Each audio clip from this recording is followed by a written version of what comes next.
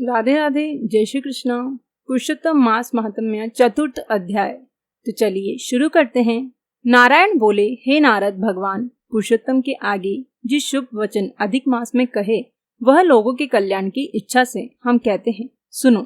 अधिक मास बोला, हे नाथ, हे कृपा निधान, हे हरे, मेरे से जो बलवान हैं उन्होंने यह मलमास है ऐसा कहकर मुझ दीन को अपनी श्रेणी से निकाल दिया है। ऐसा यहाँ आए हुए मेरी आप रक्षा क्यों नहीं करते? अपने स्वामी देवता वाले मास आदि द्वारा शुभ कर्म में वर्जित मुझ स्वामी रहित को देखते ही आपकी दयालुता कहाँ चली गई और आज यह कठोरता कैसे आ गई है? हे भगवान, कंस रूप अग्नि से जलती हुई वासुदेव की स्त्री देवकी की रक्षा जैसे आपने की वैसे ही दीन वत्सल कहिए मुझे शरण आए हुए को आज कैसे रक्षा नहीं करते? पहले द्रुपद राजा की कन्या द्रौपदी की दुशासन के दुख से जैसे आपने रक्षा की वैसे ही दीन दयालु कहिए मुझे शरण आए कि आज कैसे रक्षा नहीं करते? यमुना में कालिया नाग के विष से गो चराने वालों तथा पशुओं को अपने जैसे रक्षा की वैसे ही दीन वत्सल कहिए मुझे शरण आए कि आज कैसे रक्षा नहीं करते? पशु पक्षियों को पालने वाले एवं पशुपालकों की स्त्रियों की जैसे पहले व्रज सरकंडों से के वन में लगी हुई अग्नि इसे आप रक्षा की पहले वैसे ही दीन वत्सल कहिए मुझे शरण में आए हुए कि आज कैसे रक्षा नहीं करते?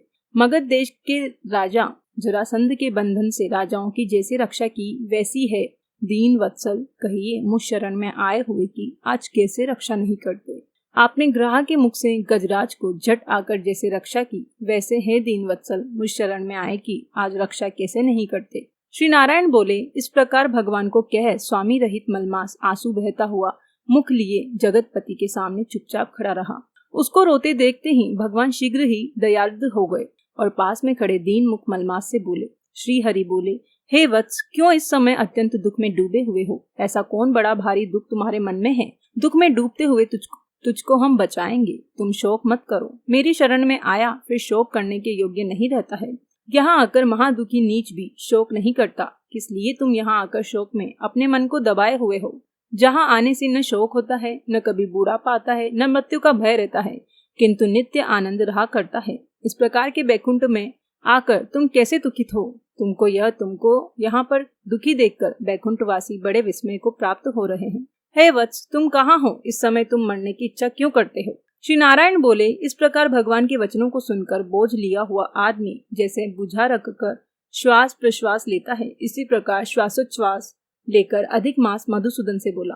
अधिक मास बोलता है, भगवान आप सर्वव्यापी हैं, आपसे अज्ञात कुछ नहीं है। आकाश की तरह आप विश्व में व्याप्त होकर बैठे हैं।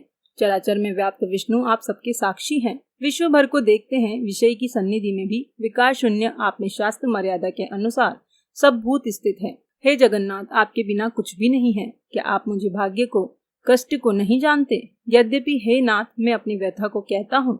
जिस प्रकार मैं दुख जाल से घिरा हुआ हूँ वैसे दुखित को मैंने ना कहीं देखा है न सुना है। क्षण निमेष मुहूर्त पक्ष मास दिन और रात सब अपने अपने स्वामियों के अधिकार में सर्वदा बिना भय के प्रसन्न रहते हैं। मेरा न कुछ नाम है, न मेरा कोई अधिपति है और न कोई मेरे मुझको आश्रम है। अतः क्षण आदि समस्त स्वामियों वाले देवों ने शुभ कार्य से मेरा निरादर किया है। यह मलमास सर्वदा त्याज्य है, अंधा है, गर्त में गिराने वाला है, ऐसा सब कहते हैं। इसी कारण से मैं मरने की इच्छा करता हूँ, अब जीने की इच्छा नहीं है। निंदित जीवन से तो मरना ही उत्तम है। जो सदा जला करता है वह किसी तरह सो सकता है। हे महाराज, इससे अधिक मुझको और कुछ कहना नहीं है। वेदों में आपकी इस तरह प्रसिद्धि है कि पुरुषोत्तम आप परोपकार प्रिय हैं और दूसरों के दुख को सहन नहीं करते हैं। अब आप अपना धर्म समझकर जैसी इच्छा हो वैसा करें। आप प्रभु और महान हैं। आपके सामने मुझ जैसे पामर को घड़ी घड़ी कुछ कहते रहना उचित नहीं है। मैं मरूंगा, अब मैं न जीऊंगा, ऐसा पुनः पुनः कहकर वह अधिक मास हे ब्रह्मा के पुत्र चुप हो गया और एकाएक श्री विष्णु के निकट गिर गया। तब इस प्रकार गिरते हुए मलमास को देखकर भगवान की सभा में लोग बड़े विस्मय को प्राप्त हुए।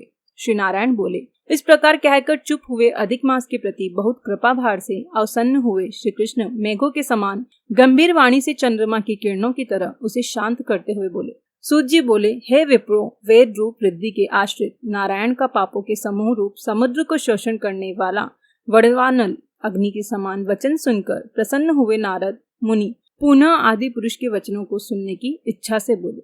अगर आपको ये वीडियो पसंद आया तो प्लीज इसे लाइक, कमेंट और शेयर कीजिए और मेरे चैनल को सब्सक्राइब जरूर करें। धन्यवाद।